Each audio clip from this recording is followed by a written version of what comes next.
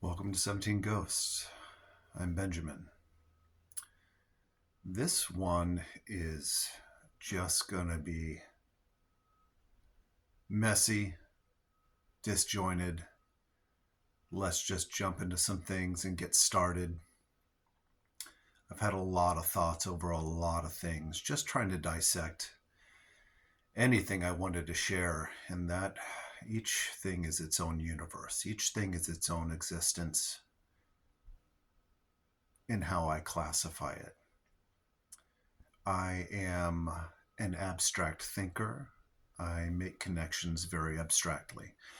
Um, some of my thoughts can be disjointed. I will circle around to things in a conversation, which may not be very video format friendly. Totally get it.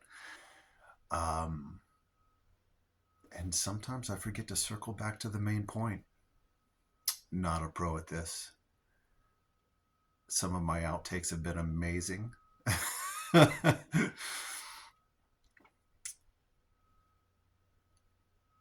And have just led me to the conclusion that, you know, just going to shoot it raw and dirty and let's get into some stuff. Sometimes you have to get past the fear of letting something be what it's going to be and not living up to the expectation of what you thought it should be, right? I want all these to be eloquent, to the point, and that's not me. I mean, I am to the point, but I'm very to the point. Anybody who knows me, that I don't like a lot of small talk and I get right to the point of things. However, when exploring an idea, when my mind is kind of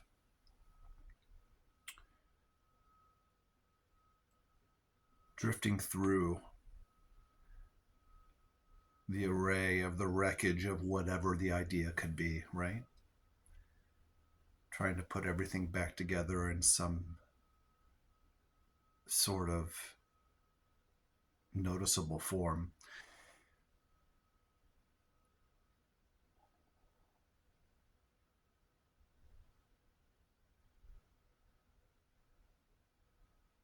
It just takes a weird turn sometimes. Just like there, where an idea grabs my mind. So I'm just going to run through some rough things and let it be what it is. Nothing has to be perfect. Nothing has to be completely polished. If this isn't the form that you typically are used to, maybe another channel would be better, and that's okay. This is just rough and raw. My name is Benjamin. Who am I? I've been many things. Right now, I'm a father to two beautiful daughters, wonderful in each of their own way. I'm a seeker of the truth, not just the objective truth of this world, but the overall truth of what is in general. And that may not resonate with everybody. My ideas or perceptions of it may be a little bit different than yours. They may be a lot different than yours. That just is what it is, and that's okay. You know, we are each in our own universe of perception, all of us. And when our worlds meet, we either connect or we don't, based on where we are. So, I'm a father. I love being a father. It's very hard sometimes, but I love it. It's the challenge that has made me rise to become more than what I was. Not just out of necessity for me, but out of necessity for my daughters, right? So it has been a wonderful, trying experience. And by trying, I just mean that it has incited so much growth through, I mean, any parent knows, sometimes you need to put yourself aside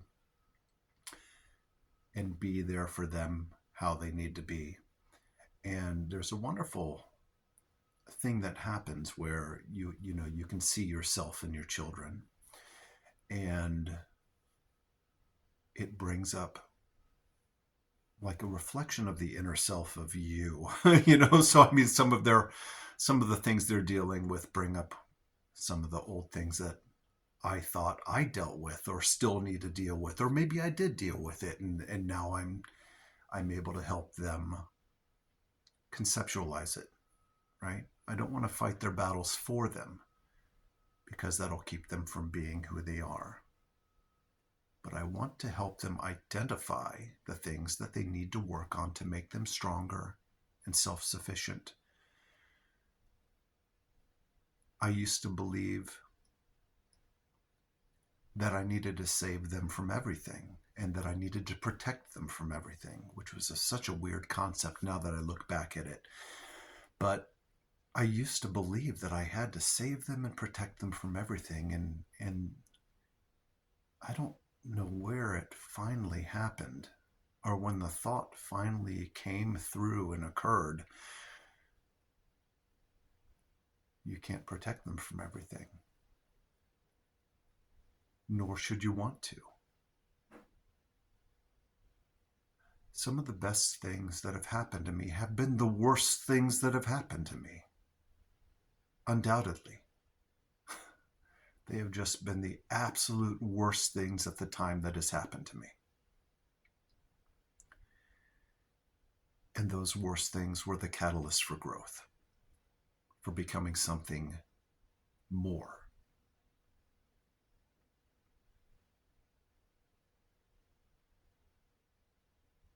All of my fears, all of my insecurities, any perceived weakness, any, it's like sometimes, you have to let all that stuff go.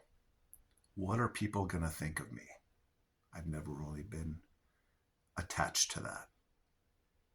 And I think that's driven a lot of people off and made a lot of people uncomfortable, that I'm not really attached, okay, to the persona of who people think I am, the one they place on me.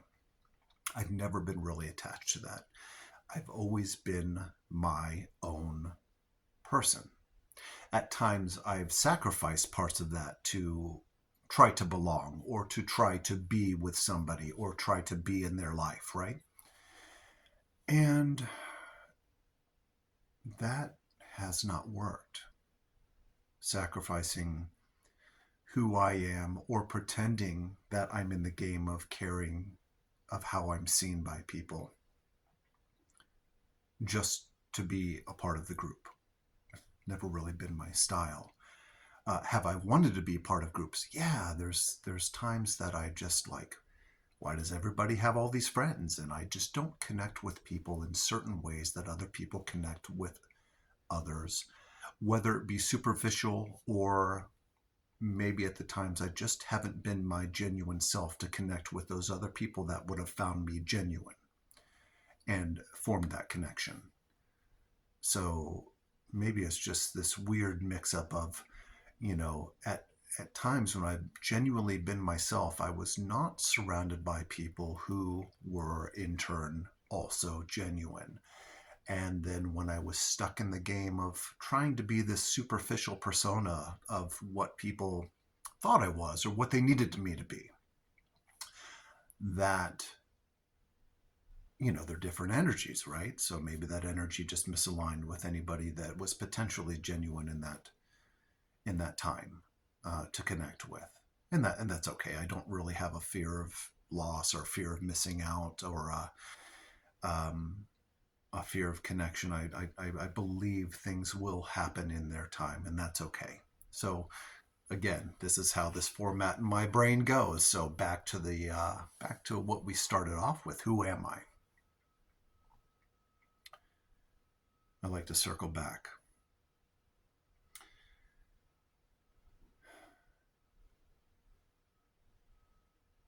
I'm a dad. Absolutely love my daughters.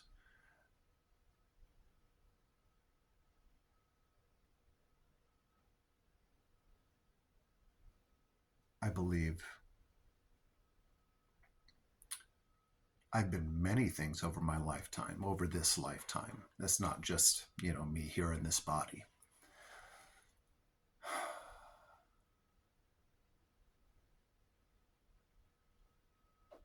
I'm a dreamer.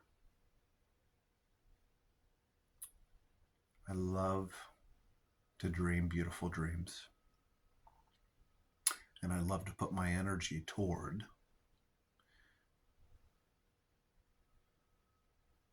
the thoughts of bringing others into my dreams too, in a way that they might experience the beauty that I perceive is out there in the world. And I think one of my ultimate goals overall is to help people heal, whether it's through non-pharmaceutical conventional means or just energetically and spiritually. And by that, I mean just by helping you realize that we are not just these bodies.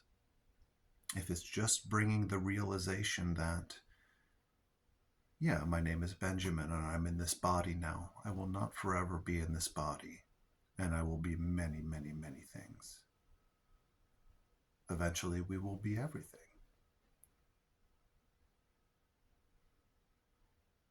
There's no time limit. You are more than who you think you are.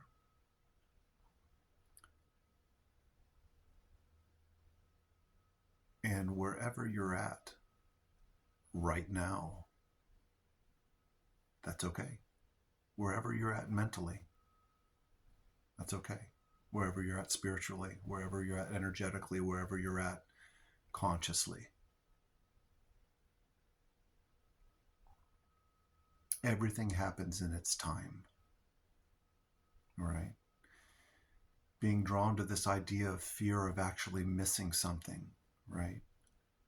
Now, are there things we miss? Yes. Okay. Do we miss out on relationships? Do we miss out on opportunities? Do we miss out on situations by not being prepared for them? Yeah, we do. But those are just these microcosms of missing out that create this experience here in this existence. It's not an overall missing out. When you transition back to consciousness, it's not like you're not going to have access to that experience. And that's what bringing back experience to consciousness is all about, is allowing the rest of consciousness that is not in physical bodies or in the material plane to experience this experience we're going through in the material plane. Sorry if that's a little far out for you guys, but eventually we're all going to get there,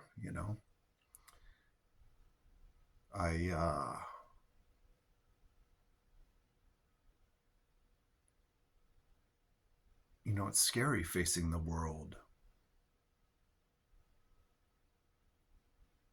and trying to maintain authenticity, right?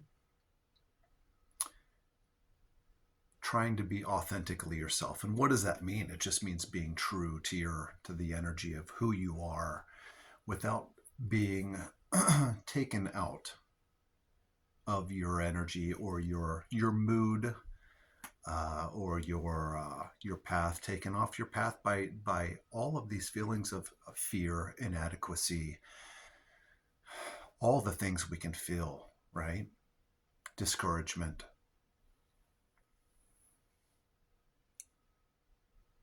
Anything based on the fear of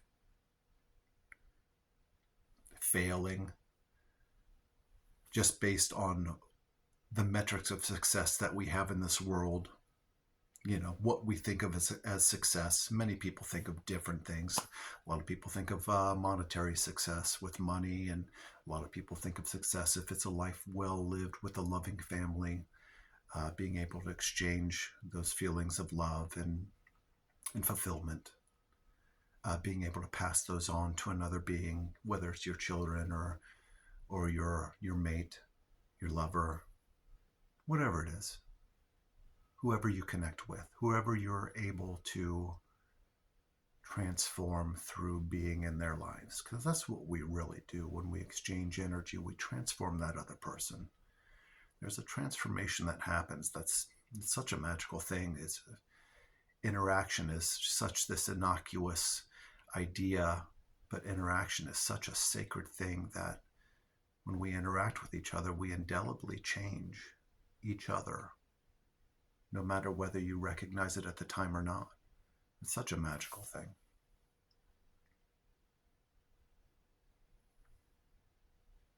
So, authenticity.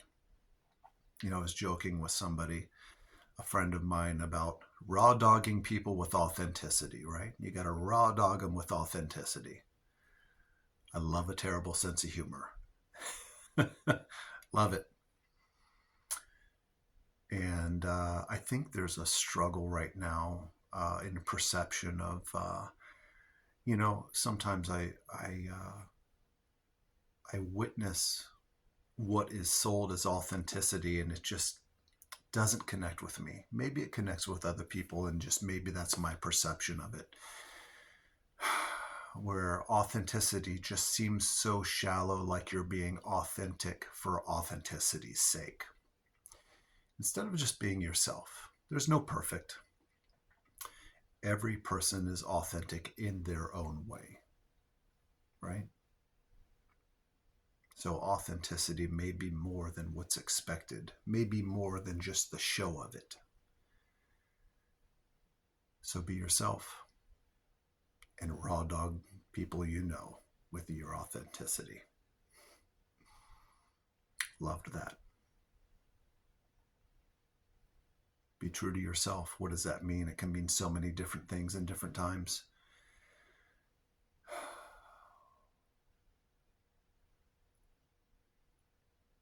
So back to who I am for the second or third time.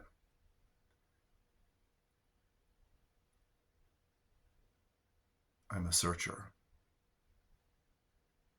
I'm a finder. I'm an observer. I like to watch and wait and see.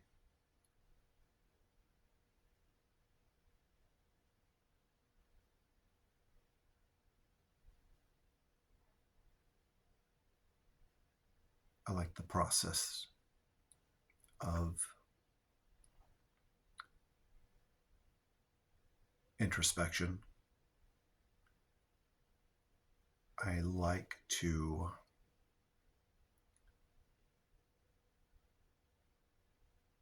review things from where I'm at now compared to where I was when I had the experience of the thing. And I'm sure a lot of us do that. The trap is not living in the past, right? Not while you're spending time introspectively reviewing what we tell ourselves we are, or who we were, right? Is not staying there. You don't want to stay there and remaining there. The past can be a prison, and the future can also be a prison. All we have is right here, right now. This will be the past for me, and now I'm just talking into the future, but it's still right now. The future will be right now. All is was.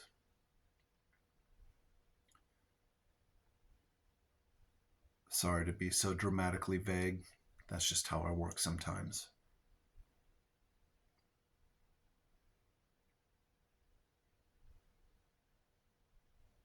I guess I'll just have to make another video about who I am, because I don't think I got there this time. Maybe I'll never get there. Who we are. Just a really interesting aside. How do we ever know who each other are?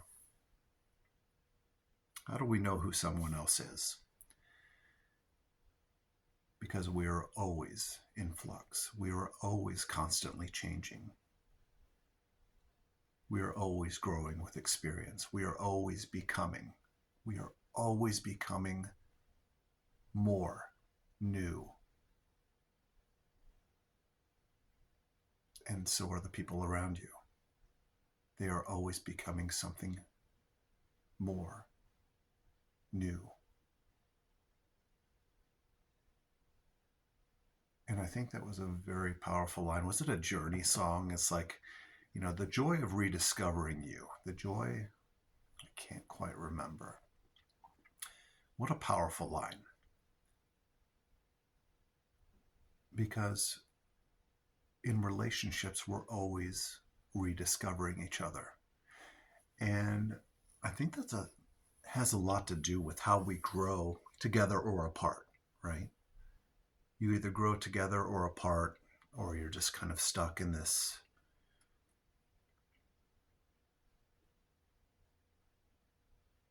purgatory of stagnation if you're not growing. And I think that's some of the frustration that we feel in a lot of our relationships is the stagnation of that, of where you don't feel like you're expanding, you don't feel like you're growing, you don't feel, or if you are, your partner or who you're with may not be growing in the same way or at the same rate or in the same direction. And I think the key, or one of the keys to success in relationships, is having the same experiences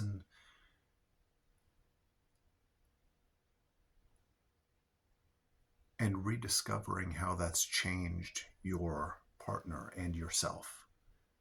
Realize that you're changing also, and rediscovering the change in the people around you. Maybe not just a partner, maybe your children. I love seeing the change in my daughters as they learn something new. It just develops this whole separate facet of their personality. And it's really awesome to interact with. I love interacting with them, just kind of checking in and probing and seeing where they're at. And I love that. I love that.